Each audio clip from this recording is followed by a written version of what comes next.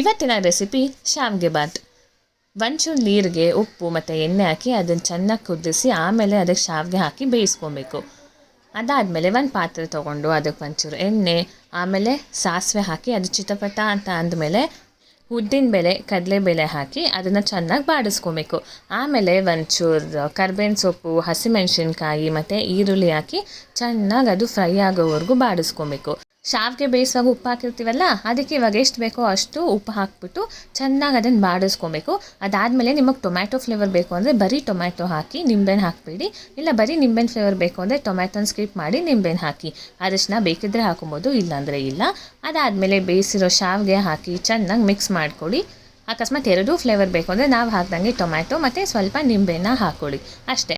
ಇದೆಲ್ಲ ಆದಮೇಲೆ ಚೆನ್ನಾಗಿ ಮಿಕ್ಸ್ ಮಾಡಿದ್ರೆ ಬಿಸಿ ಬಿಸಿಯಾದ ಶಾವಿಗೆ ಬಾತ್ ready. Thank you for watching.